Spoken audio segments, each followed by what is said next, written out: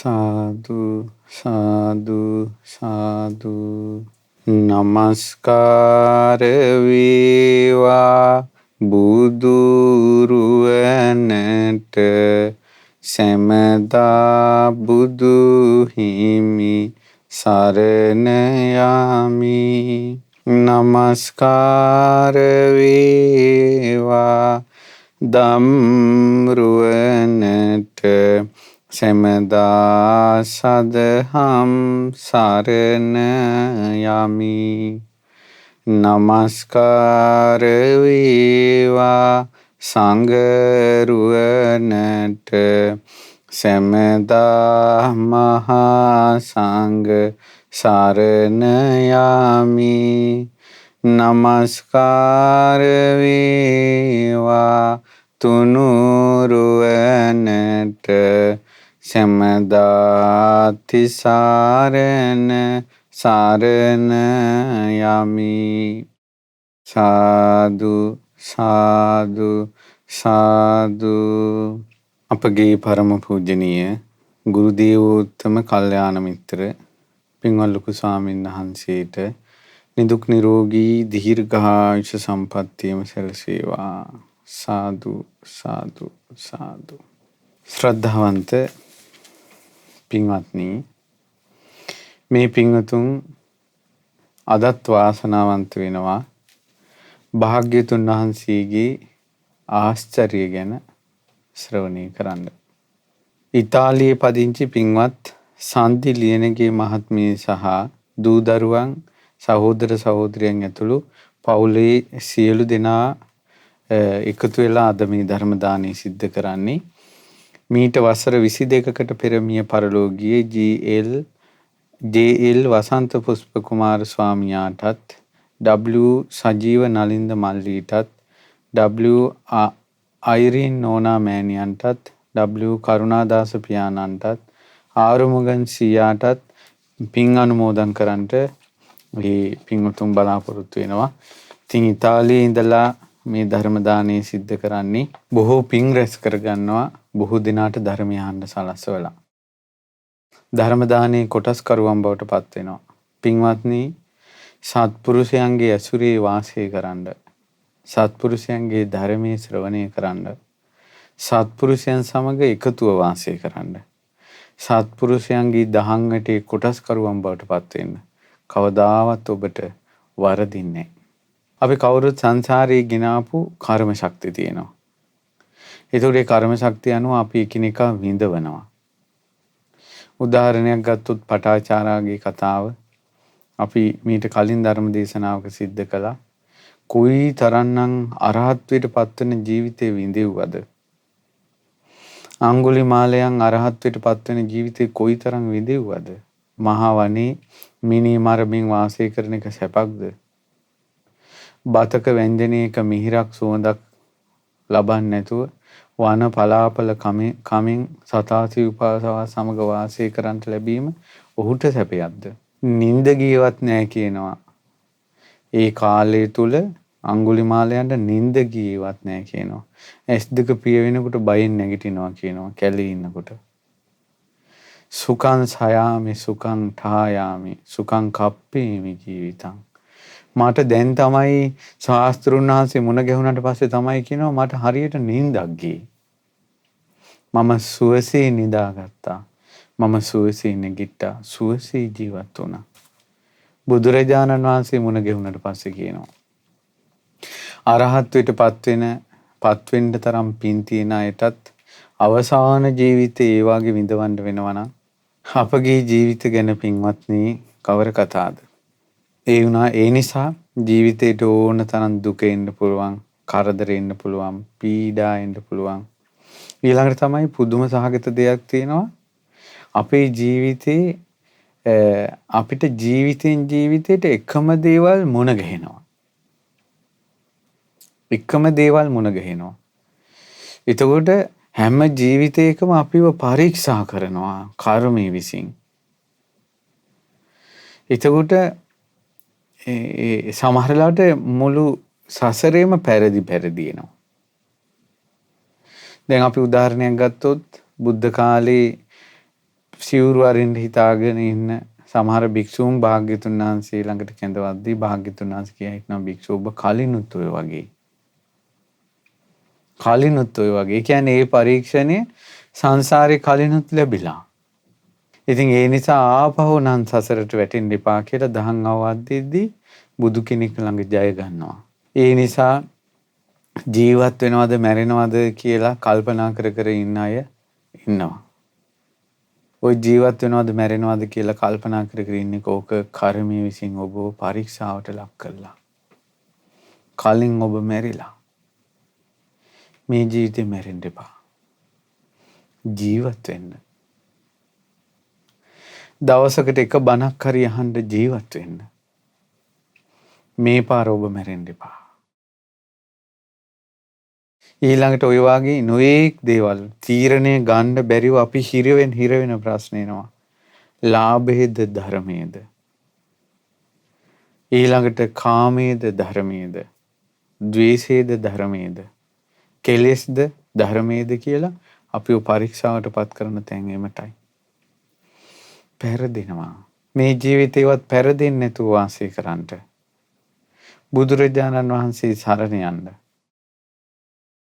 බුදුරජාණන් වහන්සේගේ සරණ අතහැරෙන අවස්ථා එනවා. අපිට කලින් බුද්ධ ශාසන මොන නොගැහිච්ච උදවිය නෙවෙයි. මොන ගැහුණා. රහතුන් නොදකපු අය නෙවෙයි. රහතුන් සංසාරේ දැක්කා. ඒ කාලේ තිසරණේ අහිමි කරගත්තා. ආයෙත් දැන් බුද්ධ ශාසනයට පහ දිනකට මේ පරීක්ෂණය ආවා. මේ ජීවිතයේ තිසරණයෙන් පිරිහෙන්න එපා. තිසරණේ රැකගන්න. ඉතින් ඒ නිසා ඔබගේ ජීවිතේට අපේ ශාස්ත්‍රුන් වහන්සේගේ අසිරිය ඒ හදවත නැමැති ගන්ධ කුටියේ තැන්පත් කරන්න මේ බණපද ටික කියන්නේ. අද බලන්න ඔබට කියලා දෙන දහම් කරුණ හරි ලස්සනයි. එදා සම්මා සම්බුද්ධත්වයට පත් වී විසක් පුන් පොය දවසක සඳ බැසගෙන යද්දී ත්‍රිවිද්‍යා ලැබූ අප මහා වීරයාණන් වහන්සේ ආචාර්ය මනසෝ තථාගත බුදුරජාණන් වහන්සේ එදා සම්බුද්ධත්වයෙන් ජයසිරි මහ බෝසෙවණේ නැගී හිට පිරිනිවන් පාන මොහොත දක්වාම තැබූ සෑම පියවරක්ම තුන් ලෝකයට හිතසුව පිණිසයි තැබුවේ. බුදුරජාණන් වහන්සේ ළඟට පැමිණෙන අයටත් අමා මහ නිවන දන් දුන්නා. දුර ඈත සිටින අයටත් බුදුරජාණන් වහන්සේ පාගමනින් ගොස් අමා මහ නිවන දන් දුන්නා. එන්ටෙපා වසලය කියද්දී ඔහුටත් අමා නිවන දන් දුන්නා. නුඹම ගොවිතැන් කරගෙන ආහාර අනුභව කරන්ට අපෙන් ඉල්ලන්ට එපා කියපු කසී බහරද්වාජයටත් අමා මහ නිවන දන් දුන්නා. කඩුවක් අමෝරාගෙන ඇඟිල්ලක් සොයාගෙන ආපු කෙනාට අමා මහ නිවන දන් දුන්නා. සමහර වෙලාවට 이르දිහින් බුදුරජාණන් වහන්සේ වැඩියා. ඊළඟට පාගමනින් වැඩියා. අමා මහ නිවන දන් දුන්නා. කසල බඳුනක් ඔසවාගෙන යන වසල කොල්ලාටත් අමා මහ නිවන දන් දුන්නා. මිනිහක බැඳලා තිබුණ පුංචි දරුවාටත් අමා මහ නිවන දන් දුන්නා. රජ කුලේ රජවරුන්ටත් සිටු කුලේ සිටුවරුන්ටත් බමුණු කුලේ බමුණන්ටත් වෙළඳ කුලේ වෙළෙන්දන්ටත් දාස කංකරු පුක්කුස සියලු දෙනාට අමා මහ නිවන දන් දුන්නා. අමතස්ස දහතා ධම්මස්වාමී අමෘතේ දන් දෙනවා මාගේ ධර්මස්වාමී බුදුරජාණන් වහන්සේ. පින්වතුනි, කාශ්‍යප බුද්ධ ශාසනයේ මිනිසුන්ගේ ආයුෂ අවුරුදු 20000යි.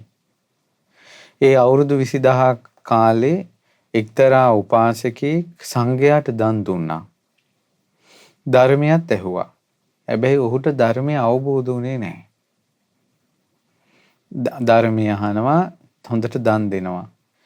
මැරුණා.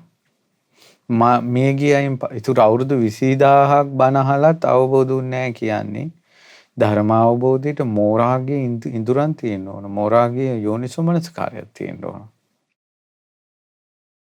නමුත් ඔහු කය බිඳලා මරණින් මත්තේ දෙව්ලොව උපන්නා. දෙව්ලොව ඉපදුනාට පස්සේ ඒ දෙව්ලොව බුද්ධාන්තරයක්. කාශ්‍යප බුද්ධ ශාසනයේ පටන් අපේ බුද්ධ ශාසනය දක්වා බුද්ධාන්තරයක් දෙව්ලොව ඉඳලා කර්මයේ විසින් මෙහෙවන ලදුව. ඒ කියන්නේ ධර්මය අවබෝධ කරගන්න පිනක් තිබුණොත් ඔහුගේ ආයුෂ කොච්චර තිබ්බත් එතනින් චුත වෙලා බුදුරජාන් වහන්සේ ළඟ උපදිනවා. බුදුරජාන් වහන්සේ මුණ ගැහෙන විදිහට. දැන් සාමාන්‍යයෙන් බලන්න ලංකාවේ දේවානම්පියතිස්ස රජුරෝ කොයිතරම් පින් කළාද? දෙව්ලොව ඉපදිලා හිටියේ පුංචි කාලයයි. මම හිතේ දෙව්ලොව ඉපදිලා හිටියේ අවුරුදු 100ක් විතර 100ක් හමාරක්. ඒ කියන්නේ තව්තිසාවේ නම් එක දවසක්. එතනින් චුත වෙලා ලංකාවේ ඉපදුනා වියග්ගපජ්ජ කියලා. අරහත්ත්වයටපත් වුණා දේවානම්පියතිස්ස රජුරු. වියග්ගපජ්ජ මහරහතන් වහන්සේ කියන්නේ දේවානම්පියතිස්ස රජුරුවන්. ධම්මාශෝක රජුරු 84000ක් වේර විහාර කරපු රජුරු දෙව්ලොව ඉපදුනාට පස්සේ කොයිතරම් දිව්‍ය ආයුෂ තියෙන්න ඕනේද? නමුත් අවුරුදු 100න් හමාරෙන් මැරිලා චුත වෙලා දෙව්ලොවෙන් ලංකාවේ ඉපදුනා කුජ්ජතිස්ස කියලා. එතකොට ඒ අය දිව්‍ය ලෝකෙ ඉච්චර ඉන්නේ නැතුව මනුස්ස ලෝකෙට ඉක්මනට කැඳවනවා. ඒක කරන්නේ කර්මයෙන්.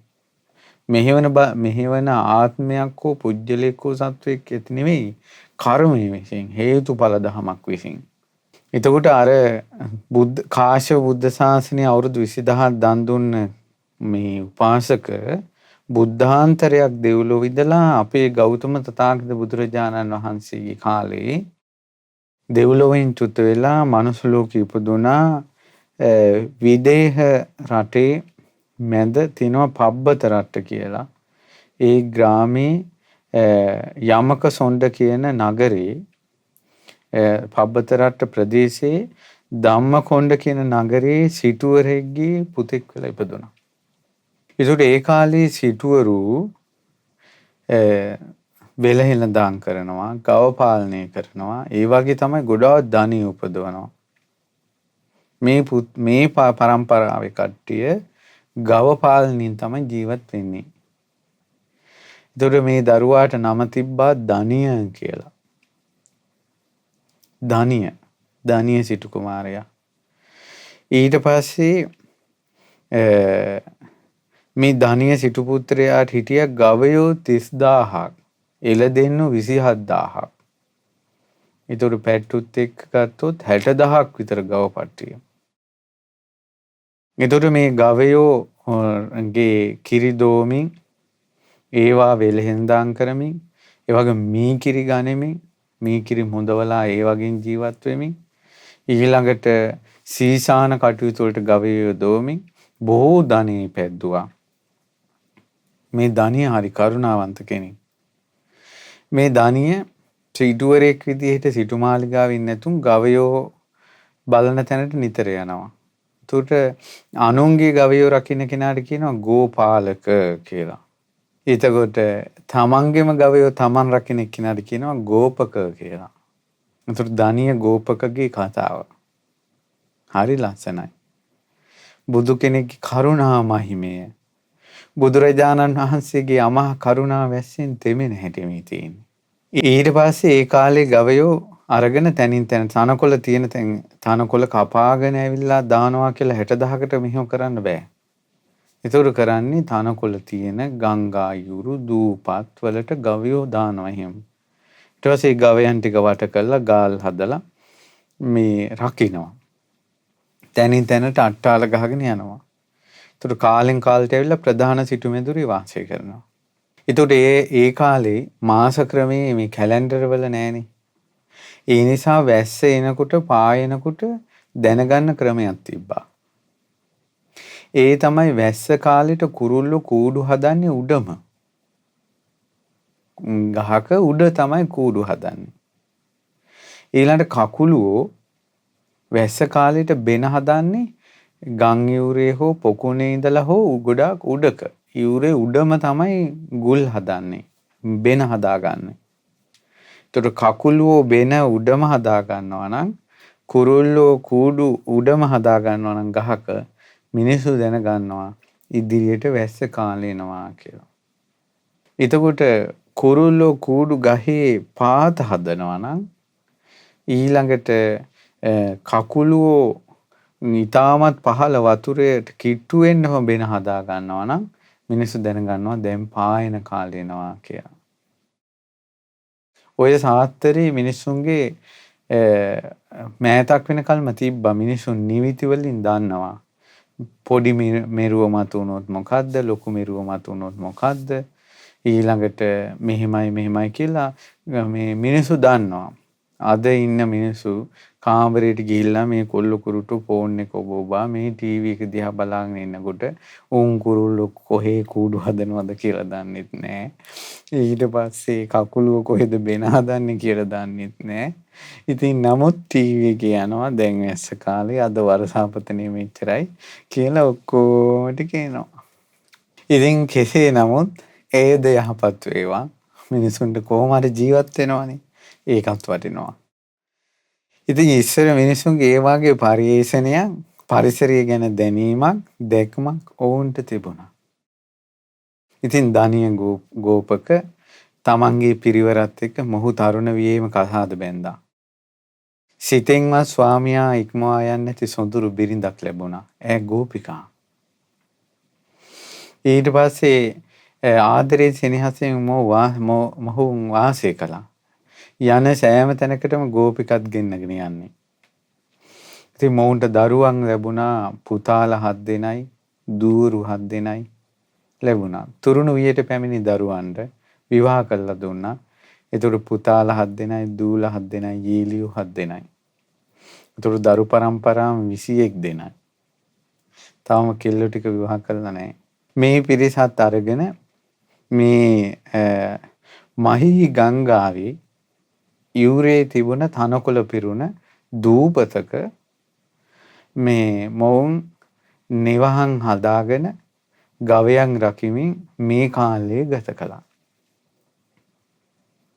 ගත කරලා ඉන්නකොට හරි ලස්සන කතාවක්. මේ සුත්ත නිපාතේ දෙවෙනියට තියෙන ධානිය සූත්‍රය. එහෙම ඉන්නකොට දවසක් දැන් ධානිය මොකද කළේ? මේ ධානිය දැනගත්ත දැන් වැස්ස කාලේ. ඒතකොට කලින්ම මෙයා මොකද කළේ? කල් තබා ගන්න පුළුවන් විදියට තනකොළ පිදුරු වෙනම ගබඩා කරලා, ගවයෝ හොඳට රැකලා, ගවයෝ ගැට ගහලා, ඊළඟට දුම් ගහලා මැසි මඳුරු දුරු කරලා, ඊළඟට ගවයන්ට බෙහෙත් හේත් කරලා, ඒ උන් කණුවේ ගැට ගහලා, පොඩි පැටවුන්ට කිරි දීලා, ඒ ඔක්කොම කළා. වැඩ කරන අයටත් ඔක්කොටම දැන් මෙයා යටතේ වැඩ කරන අය ඉන්නවනේ. ඒ අයට හවාහ වෙනකොට හොඳට කණ්ඩ බොණ්ඩ හරි ගස්සලා, ඒ කිරිබත් දීලා, ඊට පස්සේ මේ ගිනි මැල දැල්වලා, එතකොට ගිනි මැල ගහලා තියෙන නිසා වන සත්තු වෙන්නේ නැහැ. තමන්ගේ සත්තුන්ට ගවයන්ට ආරක්ෂාව තියෙනවා. මැසි මඳුරු දුම් ගහලා පළවා හැරලා, ඒ ඔක්කොම කරලා සැනසිල්ලේ ඇඳේ බුදියා ගත්තා. ගේ හොඳට සෙවිලි කරලා තියෙනවා. තෙමේ නෑ වැස්සක් ආවා. සැනසිල්ලේ මෙහෙම ඇඳේ නිදාගෙන ඉන්නකොට ධානිය ගෝපකට විදුලි හඬ ඇහුණා. අකුණු සැර. ඒතර අකුණු ගහනවා. ඊට පස්සේ වහින්න ලැහැත්තිය. හාස කළු වුණා. හවහ. ධානියට හිතුණා කමන්නේ. දැන් සැනසීලේ වැස්සට වැඩ ඔක්කොම ඉවරලා පාඩුවේ ඇඳේ හාන්සි වෙලා ඉන්නකොට වැඩ ඔක්කොමත් ඉවරයි. නම් කරන්න වැඩකුත් නැත්තම් වැස්සට මොකෝ. ඉතින් ඒ නිසා ධානිය හයියෙන් කාමරේ ඉඳලා කවියක් කියනවා. ඒ තමයි පක්කෝ දකෝ දුද්ද කීරෝ හමාස්මි. මම ආහාර උයලා තියෙන්නේ, බත උයලා තියෙන්නේ, කිරි දෝලා තියෙන්නේ. අනුතීරේ මහියා සමාන වාසෝ. මම මහී ගන්තර අපි සියලු දෙනා එකට ඉන්නේ. අඹු දරුවෝ ඔක්කොම ඈත ඉන්නේ. ඔක්කොම එකට සමගියෙන් ඉන්නවා. චන්නා කුටි මගේ කුටිය හොඳට වහලා. ආහිතෝ ගිනි මම ගිනි දැල්වලා තියෙන්නේ. දැන් ගින්දර දැල්වලා තියෙන්නේ, රස්නෙත් එනවා. අතවේ පත්තය සිපවස්ස දේව එම්බා වලාවෙනි කැමති නම් මෙසි වසෙනු මෙන. වැස්සටමකෝ. මේ කියපු කවිය ධනිය මේ සැනසිල්ලේ කියපු කවිය එතන ඉඳලා යොදුන් 700ක්. එතන ඉඳලා යොදුන් 700ක් කිලෝමීටර පාගමනින් ගියොත් කිලෝමීටර 7000ක් යන්න ඕන. යොදුන් 700ක් දුරින් දෙවුරන් විහිරේ වැඩ හිටපු බුදුරජාණන් වහන්සේට දිව්‍ය ශ්‍රවණයට ඇහුණා ළඟ ඉන්න කෙනෙක් කියනවා වගේ.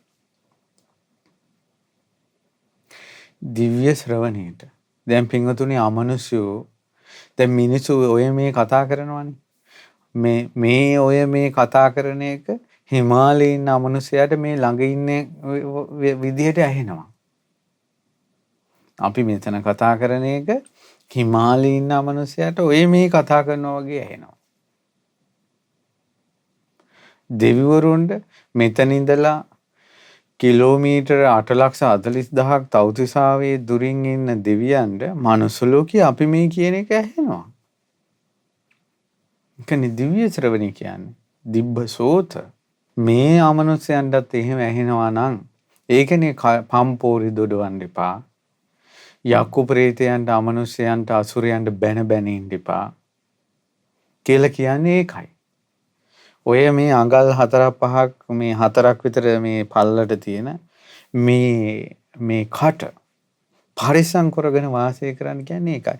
මේකෙන් යමක් මුදා හරිනකොට ඒක ඇහෙන විශාල ලෝකයක් තියෙනවා. අද කාලේ මිනිස්සු බැට කන්නේම කට නිසා. අනිත් අයට ඕපදීප දෙස් දෙවෝ ඊළඟට දිව්‍යයන්ට බයිනවා. ඊළඟට අමනුෂ්‍යයන්ට බයිනවා. බැන වාසය කරනවා. ඒ කරන්න ඒ අය කිපෙනවා. ඒ විදිහට මිනිස්සු මේ ආගාදයට වැටුනේ.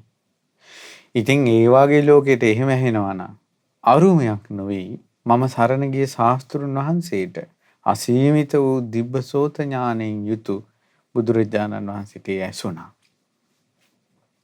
එසැනින් බුදුරජාණන් වහන්සේ දුටුවා මේ ධනිය කොච්චර සතුටු වුණත් මේ වැස්ස වැඩි වෙච්ච ගමන් ඔය මහී ගංගාව උතුරා යනවා හෙට හවස. ඔය මහී ගංගාව සම්පූර්ණයෙන් උතුරලා ගිහිල්ලා ධනියගේ සම්පූර්ණයෙන්ම ධනියයි ඒ පවුලේ සියලු දෙනයි ගවපට්ටියයි සියලු දෙනාම ගහගෙන යනවා. හෙට එක සිද්ධ වෙනවා.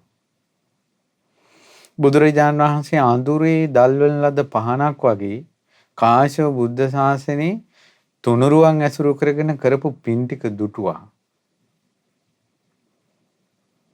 බුද්ධ ශාසනයට තිබ්බ සෙනෙහස, නිවන් දකින්න තිබ්බ කැමැත්ත සංසාරේ පුරුදු කරපු හැටි දුටුවා. සම්මා සම්බුදුරජාණන් වහන්සේ නැමැති ශාස්ත්‍රුන් වහන්සේ දුටුවොත් එසැනින් මොවුන්ගේ නිර්වාණය ඔවුන්ට ලැබෙන බව දුටුවා. දැකලා බුදුරජාණන් වහන්සේ දෙවුරන් විහිරෙන් අතුරුදහන් වෙලා කවිකි කියා ඉන්න ධනියගේ ගෙදර මුදුනේ වහලේ පහළ වුණා. බුදුරජාණන් වහන්සේ. දැන් ධනිය ඇඳේ පෙරilla කවි කියනවා. ඒ ගෙදර වහලට උඩින් බුදුරජාණන් වහන්සේ වැඩ ඉන්නවා. ධනියට පේන්නේ නැහැ. එහින් විදුලි කොටනවා. මහා මේඝහඬ ඇහෙනවා. වැස්සට පෙර නිමිති වූ සීතල සුළඟ හමනවා. අඳුර පැතිරීගෙන යනවා. ඝන රං කඳක් බඳු බුදුරජාණන් වහන්සේ රශ්මි ධාරාවෙන් වැඩ සිටිනවා. බුදුරජාණන් වහන්සේ අර දැන් ඔය ධානිය ඔය කවිය කියනකොට තමයි භාග්‍යතුන් වහන්සේට ඇහුනේ. ඒ කවිය ඉවර වෙන්නක් කලින් ඔය මම කියපු සියලු විස්තර බුදුරජාණන් වහන්සේ දකිනවා. තාප්පරයට දකිනවා. අර කවිය ඉවර වෙන්න කලින්. ඒ කවිය ඉවර වෙන්න කලින් ඒ සියල්ල දැකලා කාශ්‍යප බුද්ධ ශාසනයේ විස්තරත් දැකලා හෙට වෙන දේවලුත් දැකලා මේ අය නිවන් දකින්න බවත් දැකලා ඔක්කොමත් දැකලා කවිය ඉවර වෙන්න කලින් ආකාශෙත් පහළ වෙලා ඉවරයි. බුදුරජාණන් වහන්සේ ආශ්චර්යය කියන්නේ ඒකටනේ. ඊට පස්සේ බුදුරජාණන් වහන්සේ අහසේ ඉඳලා කවියක් කියනවා අක්කෝදනෝ විගත කීලෝ හමස්මි අනුතීරේ මහීයේ කරන්ති වාසෝ විවටා කුටි නිබ්බුතෝ ගිනි අතවේ පවත්තසි පවස්ස දේව. බුදුරජාණන් වහන්සේ දේශනා කරනවා ක්‍රෝධය නසා දැමුවෙමි. ක්‍රෝධය මම නසා දැමූ කෙනෙක්. සාමාන්‍ය සත්වයන්ගේ හිතට තරහ ක්‍රෝධය ආවට පස්සේ මේ මිනිසුන්ගේ මූණ කළු වෙනවා. ඊට පස්සේ ඇඟපත විවුලනවා. තව තරහින්ට අත මිට මොළ වෙනවා. තොලපොට සෙල වෙනවා. තවත් තරහ ගියට පස්සේ වචන පිට වෙනවා. නරක වචන උල්පතකින් ගලන්නා වගේ ගලනවා. තවත් තරහ ගියට පස්සේ වත පිට බලනවා. අතට අහුවෙච්ච දෙයකින් ගහනවා. තවත් තරහ ගියට පස්සේ පිහියකින් කැති පොරවකින් අනිනවා කොටනවා මරනවා. තවත් තරහ ගියාට පස්සේ තමාගේ ජීවිතෙත් විනාශ කරගන්නවා. සියදිවිත් හානි කරගන්නවා. මෙහෙම ක්‍රෝධයක් සත්වයාගේ හිතේ පැන නගින්න පුළුවන්. මක් නිසාද? සත්වයාගේ හිතේ ක්‍රෝධය තියෙනවා.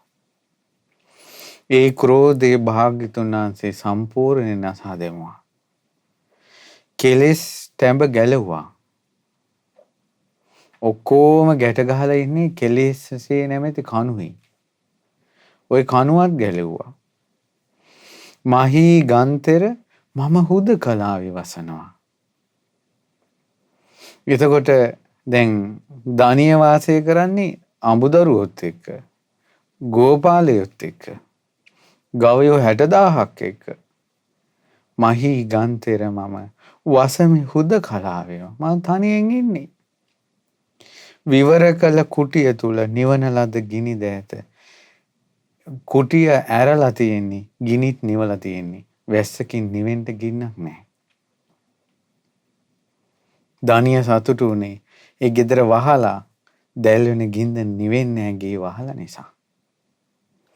ගින්දර නිවලන කුටියත් ඇරලා නම් මොකකින් තෙවෙන්නද? තෙමුණට මොකෝ? ගිනි නිවලා. එම්බා වලාවෙනි කැමැතිනම් වෙසි වසිනු මැන.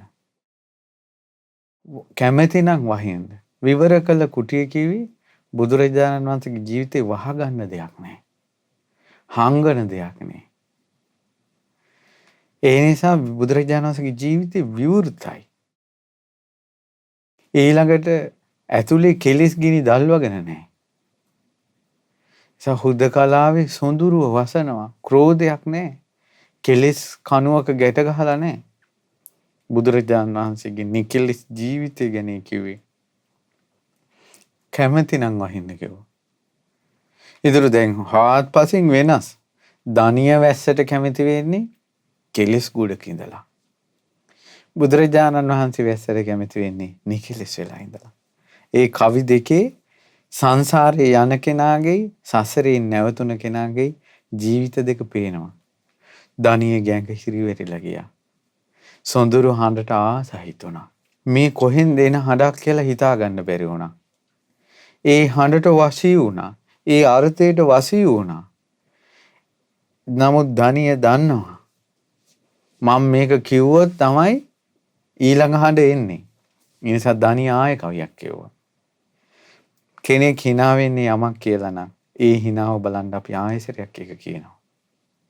චූටි බබාලට බබෝ කියලා මූණට තට්ටු කරනකොට ලස්සනට hina වෙනවා නම් ආයෙත් බබෝ කියලා මූණට තට්ටු කරනවා hinaව බලන්න. ඒ නිසා මේ සොඳුරු හඬ ඇහුනේ මම කවියක් කියපු නිසා. ආයෙත් මට ඒ හඬ ඕන. ආයෙත් ඒ අමුතු ජීවිතය ගැන අහන්න ඕන. ධානියට හිතුණා.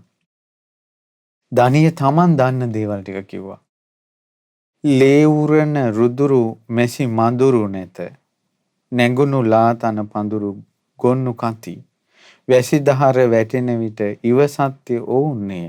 එම්බා වලාවෙනි කැමතිනම් වසි වසිනු මැන. දැන් මේ ගවපට්ටියක ඉන්නේ.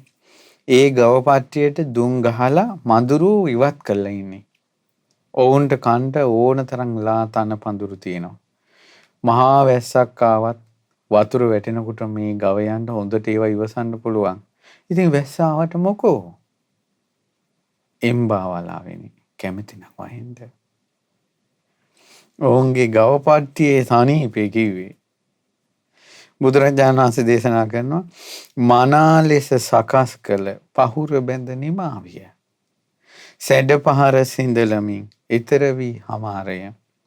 නොමැත පහුරෙන් යලි මෙමට ගත හැකි වැඩක් එම්බා වලාවෙනි කැමති නම් වසිවසෙනු මැන.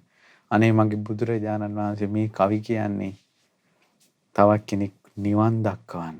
නිවන කරා රැගෙන යන්න. කවි කියා සතුටු වෙන නැත්නම් කවි කියා ඉන්න හොමනාවක් ශාස්ත්‍රුන් වහන්සේට නැහැ. ඔහුට දැනෙන දේ මොකද්ද? කිලිස් නැති වෙන මාවතට යන්න ඒදී බුදුරජාණන් වහන්සේ දේශනා කරනවා. 45 වසක් අනුන්ගේ යහපත උදෙසා මුව මඩලින් වචන නිකුත් කළා කියලා යමක් ඇද්ද? ඒකාන්තයෙන් මගේ ශාස්ත්‍රුන් වහන්සේ තමාගේ යහපත පිණිස සුඛ සොම්නස පිණිස නෙවෙයි තමාගේ යහපත සුඛ සොම්නස වජිරාසනයේම ඇති කරගත්තා. 45 වසක් උන්වහන්සේ දහම් දේශනා කළේ අන් අයගේ යහපත පිණිස. ගංගාවෙන් එතර වෙන්න පහුරක් බැඳ බැඳ ඉන්න කෙනෙකුට වැස්සක් ආවොත් පහුර බැඳ ගන්නත් බෑ. ගඟේ වතුරත් වැඩි වෙනවා ඉවරයි. ගංගාවෙන් එතර වෙනකොට පහුරෙන් මහා වැස්සක් ආවොත් පහුරත් බර වෙනවා වතුරත් වැඩි වෙනවා ඒත් ඉවරයි. බුදුරජාණන් වහන්සේ දේශනා කළා මනා ලෙස සකස් කළ පහුර බැඳ නිමාවිය.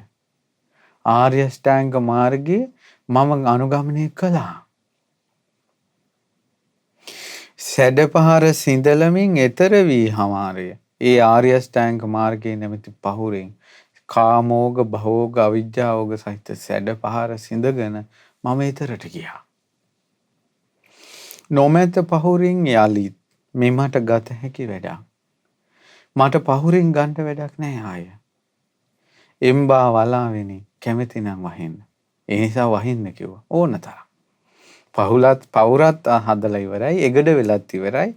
ආයේ පවුර ගහගෙන ගියත් එකයි තිබ්බත් එකයි නැතත් එකයි ඊතර වෙලා ඉවරයි. ඒ නිසා වැස්ස මට ප්‍රශ්නයක් නැහැ. දැන් දණියට හිතා ගන්න බෑ.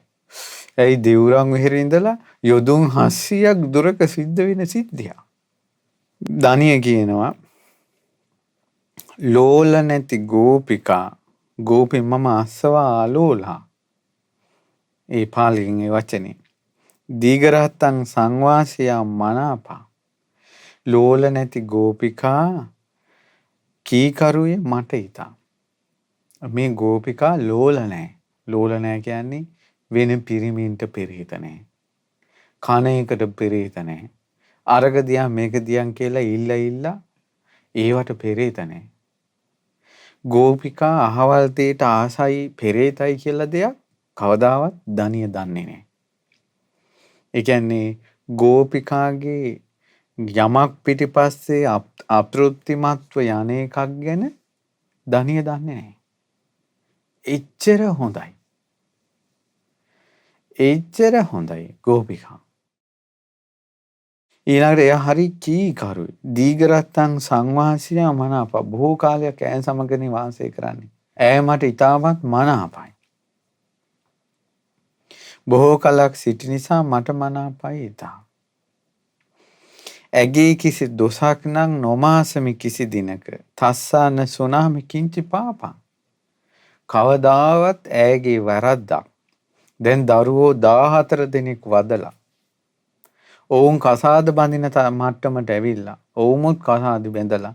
දැන් අපි මැදිවියේ ගත කරද්දී ජීවිතයේ අවසාන කාලේ. අද දක්වාම මගේ ගෝපිකාගේ එකම එක වැරද්දක්වත් මම දැකලා නැහැ. ඉතින් ඒ වාගේ හොඳ බිරිඳක් සිටින මට කිසි දුකක් නැහැ.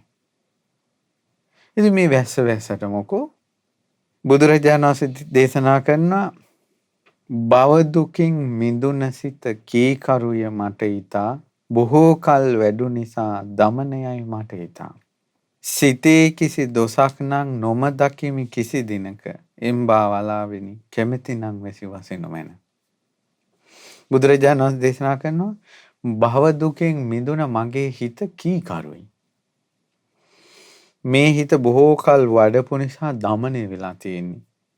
සිතේ කිසිම දොසක් මම කිසිම දිනක දකින්නේ නැහැ. ඇයි පින්වත්නි අභිනිෂ්ක්‍රමණය කරපු දා පටන් සම්බුදු වන මොහොත දක්වා කිසිම දුකකින් හෝ කිසිම සැපකින් හෝ මහ බෝධිසත්වයන්ගේ සිත පෙළුන්නේ නැහැ කියනවනේ. එකපාරක් උපදින අකුසල් සිත දෙපාරක් උපදින්න තියන්නේ නැහනේ. එච්චර යෝනිසෝ මනසිකාරය. ඊට පස්සේ එකපාරක් ඉපදුන අකුසල් සිත දෙපාරක් ඉපදුනා නම් මාරයා අල්ලනවානේ. මාරයා කියනවනේ මම 6 වසරක් සම්බුදු වෙලත් වසරක් අවුරුදු 7 වසරක් පිටිපස්සෙන් ආවා කියනවා පුංචි සිදුරක්වත් බලන්න. මට සිද්ධ වුණේ තෙල් පාට ගලකට මස් කෑල්ලක් කියලා රැවටුණ කපුටෙකුට වගේ. ඔබ වහන්සේ පිටිපස්සේ මං ඇවිල්ලා රැවටුණා. මට බැරි වුණා කියන එක පියවරකවත් ඔබ වහන්සේගේ දොසක් දකින්න. බෝධිසත්ව කාලෙත් මාරයා පියවරක් ගානේ ඇවිල්ලවත් දොසක් දකින්න ලැබුණේ නැත්තම් සම්බුදුරජාණන් වහන්සේ ගැන කවර කතාවද? මම දැක්ක මේ අටුවාවල තියෙනවා ගිහි ජීවිතයේ සිදුහත් කුමාරයා 40000ක් නලංගනන් සහිතව අන්තපුරේ සහිතව මාලිගා 3ක වාසය කරද්දීවත් නුවණැති කෙනෙක් චී කියලා ගරහා කරන වැරද්දක් අකුසලයක් සිදුහත් කුමාරයා අතින් සිද්ධ වෙලා නැහැ කියන ජීවිත කාලෙම. නුවණැත්තන්ගෙන් දොස් ලබන සුළු වරදක්වත් නුවණැත්තව අප්‍රිය කරන සුළු වරදක්වත් සිදුහත් කුමාරයා අතින් අවුරුදු 29ටම සිද්ධ වුණේ නැහැ කියනවා. සම්මා සම්බුදුරවරු ගැන කවර කතාවද? බුදුරජාණන් වහන්සේගේ සිත කීකරුයි. දමනයයි. සාන්තයි. ප්‍රණීතයි. එවැනි හිතකින් වාසය කරන මේ ගෑනු ගැන කියනවා ධනිය. කාන්තාවෝ කියන අය කරඬුවේ දාගෙන බඩාසි තියාගෙන හිටියත් රකින්න බෑ කියලා ජාතක කතාවක තියෙනවානේ. එක්තරා යක්ෂයෙක් ඒ යක්ෂයාට මේ කුමාරිකාවක් ලැබිලා ඒ කුමාරිකාව රැක ගන්න ඕන කමට කරඬුවක ඇතුලේ තියලා ඒ කරඬුව ගිලලා තමයි යක්ෂයා යන්නේ හිමි. ඊට පස්සේ ආයේ විමානෙට ආපු ගමන් කාන්තාව ඇවිල්ලා එයත් එක්ක වාසය කරනවා. කිසිම පිරිමියෙකුට මුනිච් වෙන්න දෙන්නේ නැහැ, දකින්නත් නැහැ. ඊට පස්සේ දවසක් නාන්න ගිහිල්ලා කරඬුව වමාරලා කරඬුව ගල උඩක තියලා කරඬුවත් ඇරලා දැන් ඈ කරඬුවේ ඉන්නවා සූයහනක. යක්ෂයා ගලාගෙන යන නදිය නානවා. එතකොට අහසින් ගියා සිද්ධ විද්‍යාදරේ.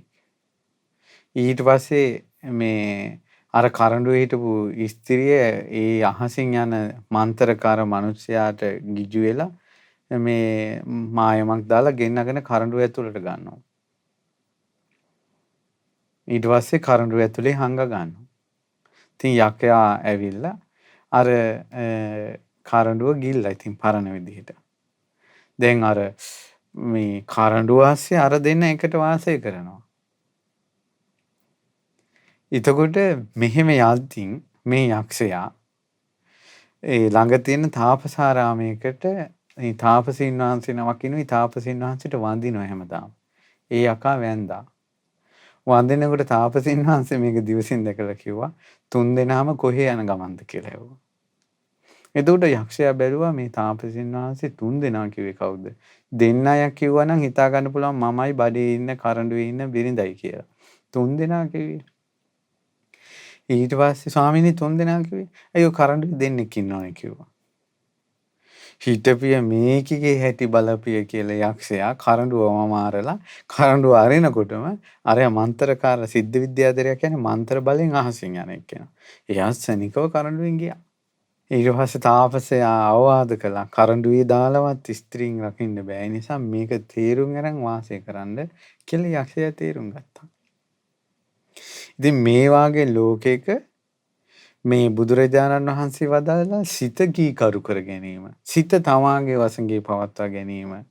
ඊළඟට සිත දමනය කිරීම. ඊළඟට සිත තේරුම් ගැනීම. සිත අවබෝධ කර ගැනීම. මේක තමයි ශ්‍රේෂ්ඨ වෙන්නේ. නමුත් ධානිය ස්ත්‍රීන්ගේ ගුණ කියමින් වාසය කළා. ඒකෝ දැන් පරස්පරයි. ඊට පස්සේ මොකද උනේ? ධානිය කියනවා හරි හම්බ කරගත්ත මගේ දෙයකින් යැපෙමි. මා ලෙසම දරුවෝද ලෙඩ දුකින් තොර යෝය. ඔවුන්ගේ කිසි දොසක් නොමාසමි කිසි දිනක එම්බා වලාවෙනි කැමති නම් විසි වසෙනු මැන. ධනිය කියනවා හරි හම්බ කරගත්ත මගේ දෙයකින් මං යැපෙන්නේ. මං කාටවත් ණය වෙලා නැහැ. ධනියගේ සැප ගැන කියන්නේ මම කාටවත් ණය වෙලා නැහැ. මමයි මගේ බිරිඳ දරුවෝ කිසි කෙනෙකුට කිවිසුමක් තරම්වත් ලෙඩක් නැහැ. හොඳට ඉන්නවා මේ මිනිස්සු. ඔවුන්ගේ කිසි දොසක් නොමාසමි කිසි දිනක.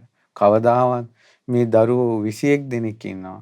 මේ 21 දෙනාගේම වැරද්දක් දෝෂයක් මම අහලා නැහැ. ඒතර කොච්චර මේ ලෞකික සැපයක් විඳින කෙනෙක්ද කියලා බලන්න. ඉතින් මම එහෙම සැනසෙල්ලේ ඉන්න මට වැස්සාවට මොකෝ? ආකාශي වැඩි ඉන්න බුදුරජාණන් වහන්සේ දේශනා කරනවා කාගේවත් ළඟ මෙමා වැඩ කරන්නෙක් නොවෙමි. වැඩ රහිත කෙනෙක් ලෙස සැරිසරමි සියලු ලොව. හම්බ කරනා යමක් අවැසි නැත මට කිසිත්. එම්බා වලාවෙනි කැමති නම් වැසි වසිනු මැන. ගිහියෝ කියන්නේ හම්බ කරගත්ත දෙයකින් ඉන්න අය. බුදුරජාණන් වහන්සේ දේශනා කරනවා කාගේවත් ළඟ මෙමා වැඩ කරන්නෙක් නොෙමි. මම කවුරුවත් ළඟ වැඩ කරන කෙනෙක් නෙවෙයි. කිසිම වැඩ කටයුත්තක් කරන්නේ නැතුව මම ලෝකේ විවේකයෙන් සැරිසරන කෙනෙක්. හම්බ කරන දේවල් මට අවශ්‍ය නැහැ. කොමටද මට? දැන් මෙයා මෙහෙම කොච්චර කිව්වත් ධනිය හෙට ගවපට්ටිය 60000ක් නඩත්තු කරන්න ඕන. උන් ලෙඩ වුණාම සාත්තු සප්පයම් කරන්න ඕන. ආය මේ වැස්ස ඉවරුණාම ආය තැනකට ගෙනියන්න ඕන. ලීසිද ගවයෝ 60000ක් නඩත්තු කරනවා කියන්නේ. බුදුරජාණන් වහන්සේ වදාලා දෙහිලන් මේ ඔක්කොම කරන්නේ ධනිය හම්බ කරන්නනේ සිටුවරයෙක් විදියට. බුදුරජාණන් වහන්සේ වදාලා හම්බ කරන දෙයකින් මට වැඩක් නැහැ. ඒ නිසා ඉච්ඡර සැනසille ඉන්න මට කොච්චර වැස්සාවත් මොකද? ඊට පස්සේ ආයෙත් කියනවා ධනිය. හැබැයි ධනියට ඊට පස්සේ මේ කවි ටික හොඳට අහගෙන ඉන්නවා ගෝපිකා ධනියගේ බිරිඳ. ඒ අයට හොඳට තේරෙන්න ගත්තා නිකලස් ජීවිතේ. ධනිය තව කියනවා මේක තේරුම් ගන්න. තරුණ වස්සෝද වෙති චූටි පැටවුන්ද වෙති ගැප් දරන දෙනුන් වෙති පට්ටි ගවයන්ද වෙති වැඩුණු ගවයන් ඇතුළු මහා වස්සෝද වෙති එම්බා වලාවෙනි කැමති නම් වැසි වසිනු මැන. මේ ගවපට්ටි ඉන්නවා මහා උසුඹ රාජයෝ. හොඳට වැඩුණ ගවයෝ එළදෙන්නු පැට්ටු. ඒ කියන්නේ ශාස්ත්‍රීය ගවපට්ටියක්. ඉතින් එහෙම පාඩුවේ ඉන්නවා නම් වැස්සට මොකෝ? බුදුරජාණන් වහන්සේ දේශනා කරනවා තරුණ වස්සෝද නැත චූටි පැටවුන්ද නැත ගැප් දරන දෙනුන් නැත පට්ටි ගවයන්ද නැත වැඩුණු ගවයන් ඇතුළු මහා වස්සෝද නැත එම්බා වලාවෙනි කැමති නම් වැසි වසන මැන එක වස්සෙක්වත් මට නැහැ. වැහපන්. එක්කෙනෙක්වත් මට නැහැ. දැන් ධනියට ඉන්නවනේ. නොසෙල් වෙන ලෙස කනුද ධනිය කියනවා හොඳින් සිටුවා තිබේ. කණු හෙල්ලෙන්නේ නැතුව හිටවලා තියෙන්නේ අරක් ගැට ගහලා තියෙන්නේ. මුදු තනින් කළ සොඳුරු කඹ වලින් බැඳ තිබේ. චූටි පැටවුන්ට සිඳලන්ට නොහැකිමය. එම්බා වලාවෙනි කැමති නම් වැසි වසෙනු මැන. වැස්සට එහෙම දුවන්න පනින්න පොඩි උන්ට බෑ. උන් ගැට ගහලා තියෙන්නේ. ඒ නිසා වැස්සට මොකෝ? බුදුරජාණන් වහන්සේ වදාලා හැම බැඳුම් බිඳ දමා මහා වස්සෙකු විලස ඈත රජෙක් සිඳ දමන දි รา ගිය වැලක් ලෙස නොඑන්නෙමි යලිත් මම මව් කුසක නිදන්නට එම්බා වලාවෙනි කැමති නම් වසි වෙසනවා මැන. සෑම බන්ධනයක්ම දස සංයෝජනම සිඳලා දිරා ගියපු බන්ධනයක් මහා ගවේ කඩා දානවා වගේ මං සංසාර බන්ධන සිඳ දැමි. ඒ නිසා ඇත්ත රජෙක් දිරා ගියපු නෙළුම් දණ්ඩක් දිරා ගියපු ලණුවක් කඩනවා වගේ මං සංසාර බන්ධන සින්දේ ලීසියෙම සින්දා. ඒ නිසා මං ආයේ කවදාවත් මව කුසක නිදන්ට එන කෙනෙක් නෙවෙයි. සංසාරයට එන කෙනෙක් නෙවෙයි. ඒ නිසා ඒ විදියට ඉන්න මම මේ වැස්සක් ඉදිරියේ කෙසේ කම්පා වෙන්නද? එම්බා වලාවෙනි කැමැතිනම් වාසි වැසුණු මැන. මෙහෙම කියනකොටම තැනින් තැනින් පොද වැස්ස වැටුණා. මහා විදුලි කොටන්න ගත්තා. මහා සුළඟක් හමාගෙන ගියා. සොඳුරු හඬ ඇති නිවන ගැන කියන මේ විස්මිත හඬ එන දිශාව කොහෙටද කියලා ගෝපක ධනිය ගෝපිකා බිරිඳ එළියට ආවා කුටියෙන්. සරත් කාලේ අහසේ තියෙන හිරු මණ්ඩල වගේ. පොම් පෝය දවසට වලාකුළු රහිත අහසේ සඳ මණ්ඩල වගේ. බුදුරජාණන් වහන්සේ ආකාශයේ වැඩ ඉන්නවා. උත්තරමින් වල ගොඩැලි මහවැසි ඇද හැලුනි. වසින හඬ අසා සිටි ධනිය මේ කරුණකි. බුදුරජාණන් වහන්සේ දිහා බලාගත්තා. අත් දෙක එකතු කරගත්තා. ශාක්‍ය මුනි වූ ශාක්‍ය කුලයෙන් පැවිදි වෙලා තුන් ලෝකෙට අගපත් වූ මහා බ්‍රහ්මයාගේ හිස පාවිස්ස කරගත්ත. තුන් ලෝකාග්‍ර වූ ආශ්චර්ය මනුස්ස වූ ශාස්ත්‍රුන් වහන්සේ අපි උදෙසා වැඩලා. මේ ආකාශයේ වැඩ ඉන්නේ ගෞතම නම් වූ මහා මුනිවරයාණන් වහන්සේ. ධනිය කියන ගෝපිකා මේ වරෙන් මහා මුනි දුන් වැඩලා. කියනවා ලාභෝ වත නෝ අනප්පකෝ. කියනවා මට පුදුම ලාභයක්. පුංචි දෙයක් නෙවෙයි. මහා පුදුම ලාභයක්. යේ මයම් භගවන්තං අදස්සාම මේ භාග්‍යතුන් වහන්සේ දකින්නවනේ මං ඇස් වලින්. බුදුරජාණන් වහන්සේ ඇස් වලින් දකින්නවනේ මම. සරණන්තං උපේම චක්කුම දහං ඇස් ඇතියානෙනි පංච නේත්‍ර ඇතියානෙනි. මහා මුනිදුනි මම අපි ඔබ වහන්සේ සරණ යනවා. සත්තා නොහෝහි ත්වං මහා මුනි මහා මුනිවරයන් වහන්සේ ඔබ වහන්සේ අපට ශාස්ත්‍රුන් වහන්සේ වනු මැනව.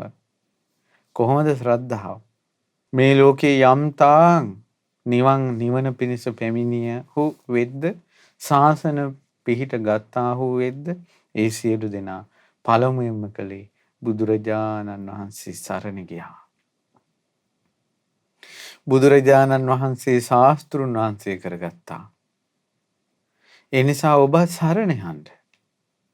ඔබත් බුදුරජාණන් වහන්සේ ශාස්ත්‍රුන් වහන්සේ කරගන්න.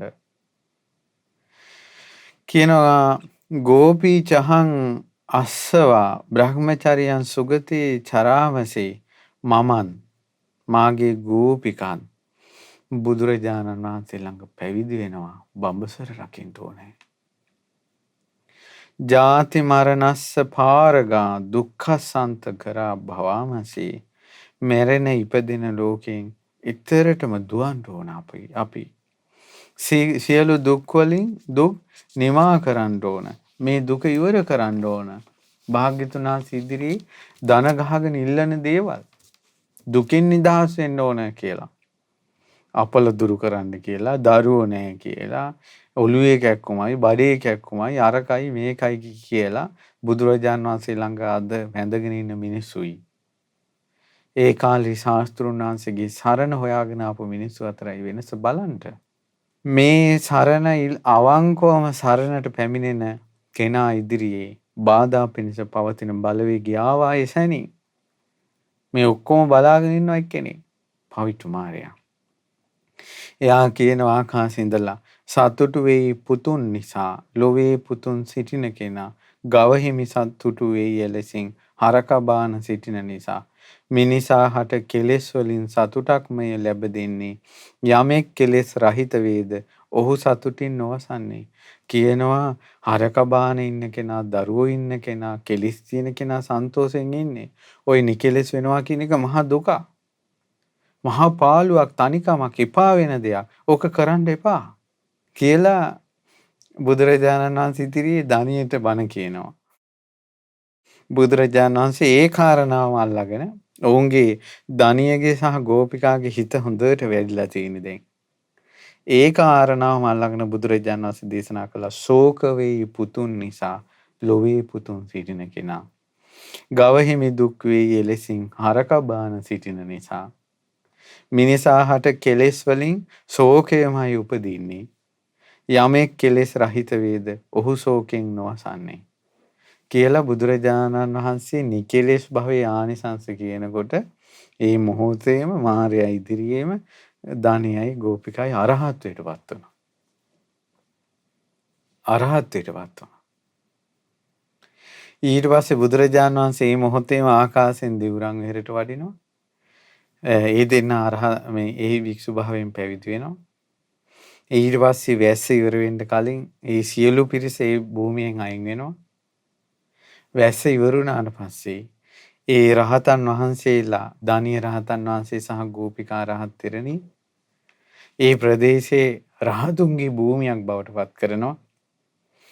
ඔවුන්ට උපස්ථාන කරපු සේවක පිරිස එතන විහාරයක් හදනවා. ලංකාවේ අටුවා ලියවෙන කාලෙත් මහී ගන්තෙර ගෝකුලංක කියලා විහාරයක් තිබ්බා කියනවා. ඒ ගෝකුලංක කියන විහාරය හදලා තියෙන්නේ දානීය සහ ගෝපිකා හිටපු තැන කියනවා. ශාස්ත්‍රීය සම්පත්තියෙන් සැනසුන හැටි දුටුවාද බුදුරජාණන් වහන්සේ පහළ නොවුණා නම් දානියත් කවික කියාම සැඩ පහරට ගහගෙන යයි. එකවරක් නම් කමක් නැහැ. උපනෝපන් ජීවිතේ නිවන් දකින ජාති දක්වාම වතුරේ ගහගෙන යනවා. දරු මල්ලෝ අඹ දරුවෝ සියලු දෙනා පිටින් ගහගෙන යනවා. මිනිස්යාගේ ජීවිතය කියන්නේ චිත්තක්ෂණයක්. තාප්පරයෙන් මිනිස්සු නැති වෙලා යනවා. දැන් පසුගිය කාලේ අර බදුල්ල පස්සර වාහනයක් පෙරළුණ එක, බස් එක පෙරළුණ එක. මේ ආවා, මේ පෙරළුණා, මේ කුඩු වුණා. තාප්පරයයි. ඒ මිනිස්සු මැරෙනවවත් දන්නේ නැහැ. තාප්පරයයි. ආපහු කර්මාන් රූපෝ ලෝකෙකට ගියා. අපි මේ නිකම් ප්ලෑන් කරලා එහෙම මැරෙන මිනිස්සු જાතියක් නෙවෙයි. අපේ ජීවිතය කියන්නේ චිත්තක්ෂණයක්. තප්පරයට අපි මැරිලා යනවා. ඔබත් එසේ, මමත් එසේ. ඒ නිසා නිකම් පම්පෝරි වලින් නම් වැඩක් නැහැ පින්වත්නි. ශාස්ත්‍රුන් වහන්සේට පහදින්න මේ බලන්න සැනසෙල්ල ලැබපු හැටි. බුද්ධ ශාසනයක ධර්ම දේශනාවක් අහන්න නැතුව දවසක්වත් ගෙවෙන්න දෙන්න එපා. ශ්‍රමණයන් වහන්සේලා දකින්න නැතුව දවසක්වත් ගෙවෙන්න දෙන්න එපා. තුනුරුවන්ට අත් දෙක එකතු කරලා වඳින්න නැතුව දවසක්වත් ගෙවෙන්න දෙන්න එපා. විඳින්නා වූ දහදුක් අන්දරාව මැද මේ තුනුරුවන්ගේ පිහිට ලබන්න. මේ ගව ගාලක් මැද හරක් ගොඩක් මැද නිවන් දැක්කනේ. මහා වැස්සේ හරක් ගොඩක් මැද මාරයා පිණිපිණි නිවන් දැක්කනේ. ශාස්ත්‍රුන් වහන්සේගේ ශාසනය කොයිතරම් අසිරියක්ද? ඒ භාග්‍යතුන් වහන්සේ කොයිතරම් ආශ්චර්යද? ඒ බුදුරජාණන් වහන්සේ දිවිහිමියෙන් දිවි තිබෙනතුරු නිවන් දකින්නතුරු මම බුදුරජාණන් වහන්සේ සරණ යනවා කියලා හිතන්න. ඒ උතුම් තිසරණය ඔබගේ ජීවිතේ සුවපත් කරත්වා. සුවපත් කරත්වා. ඉතින් පින්වත්නි, ඉතාලියේ පදිංචි පින්වත් සන්දි ලියනගේ මහත්මිය සහ දූ දරුවන් සහෝදර සහෝදරියන් එකතු වෙලා අද මේ දානීය ගෝපකගේ කතාවේ සොඳුරු දහම් පණිවිඩය ඔබට රැගෙන ආවේ ධර්ම දානය කොටස්කරුවන් බවට පත් වුණේ. වසර 22කට පෙර මිය පරලෝ ගිය ජී.එල්. වසන්ත පුෂ්ප කුමාර ස්වාමියාටත් W. සජීව නලින්ද මල්ලීටත් W. අයිරින් නෝනා මෑණියන්ටත් W. කරුණාදාස පියාණන්ටත් ආරුමුගන් සියාටත් පින් අනුමෝදන් කරනවා. එමේගේ සියලු ඥාතීන්ට අද රැස්වන සියලු පින් බලෙන් පරලෝ සැපයම වේවා. සියලු දෙවියෝ මේ පින් අනුමෝදන් වී මේ පින් උතුම් දෙහැමින් රැක ගනිත්වා. මේ යුගයේ මේ උතුම් ශ්‍රී සද්ධර්මය අපිට මනාව දේශනා කොට වදාළ අපගේ පරම පූජනීය ගුරු දේවෝත්තම කල්යාණ මිත්‍ර පින්වත් ලොකු ස්වාමීන් වහන්සේ නිදුක් වේවා නිරෝගී වේවා දීර්ඝායුෂම ලබත්වා. පින්වත් ලොකු ස්වාමීන් වහන්සේ ඇතුළු ගරුතර මහා සංඝ රත්නයටත් පැවිදි අපේක්ෂක දූ පුතුන්ටත් ගෞතම සසුනේ සැනසී නිවනින් දුක් කෙලවර කරන්න වාසනාව ලැබේවා. ඒ වගේ පින්වත් සන්දී ලියනගේ මහත්මියටත් ධනුෂ්ක සංගීත් ලොකු පුතාට කාවින්ද දිල්සාන් චූටි පුතාට ගීතිකා කල්පනී දියණියට ජුලියා ලොකු පුතුණුවන්ගේ දරු දෙදෙනා වන සනුති ලොකු දියණියට ඒ වගේම සෙනුසී චූටි දියණියට සිංගප්පූරුවේ පදිංචි සම්පත් නිලන්ත මල්ලීට රූපා චාන්දිනී නංගීට සිනෙත් නිවාස පුතාට සයුරේ නමන්සී දියණියට WRA සිරියාවති මෑණියන්ට පියුමා ජයසිංහ මෑණියන්ට BA කරුණාතිලක අප්පච්චිට බාරෙන්හි සේවයේ නියුතු සුදේශ් මහත්මයාට නිදුක් නිරෝගී සුවපත් භාවයත් ගෞතම බුදු සසුනේ ධර්මාභෝධය සැලසේවා. දැඩි ලෙස රෝගාතුරව සිටින ඉතාලියේ මිලානෝ නගරයේ වෙසෙන කමල් ජීව මිතුරාට සහ අනුරාධපුරයේ පදිංචි නිලූකා චාන්දනී නංගීට මේ පින්බලෙන් ඉක්මනින් නිදුක් නිරෝගී සුව සැලසේවා. බොහෝ සෙයින් උදව් උපකාර කරන රමණී ලියනගේ නංගීට සමම් මල්ලීට කුමාර මල්ලීට ඔවුන්ගේ දූ දරුවන්ට මේ පින් අනුමෝදන් වෙත්වා. ඉතාලියේ සේවය කරන රැකියා ස්ථානයේ මහත්මයාටත් ඒ වගේ මේ නෝනාටත් දරුවන් දෙදෙනාටත් මේ පින් අනුමෝදන් වෙත්වා. විදේශගතව සිටින සියලු දෙනාට නිදුක් නිරෝගී සුව සැලසේවා. කොරෝනා වෛරසයෙන් රෝගාතුරව සිටින ලක්වැසි සියලු දෙනාට ලක්වැසි ලෝවැසි සියලු දෙනාට ඉක්මනින් නිදුක් නිරෝගී සුව සැලසේවා. ත්‍රිවිධ හමුදාවේ පොලිසියේ සියලු දෙනාට වෛද්‍යවරුන්ට හෙද නිලධාරීන්ට සියලු සේවක සේවිකාවන්ට නිරෝගී සුව සැලසේවා. ලෝක ව්‍යසන වසංගතය දුරින්ම දුරු වේවා. අපි කාටත් දහම් වර්ෂාවෙන් සැනහී නෑවි ගෞතම බුදු සසුනේ සම්බුදු සරණ ලබා දහමෙන් සැනසී දුක් කෙලවර කරගන්නට බුදු සසුනේ පිහිට ලැබේවා. තිරුවන් සරණයි. නමෝ බුද්ධාය. මෙවැනි වටිනා ධර්මදේශනා නැරඹීමට ශ්‍රද්ධා YouTube චැනලය සබ්ස්ක්‍රයිබ් කර සීනුව ලකුණ ඔබන්න.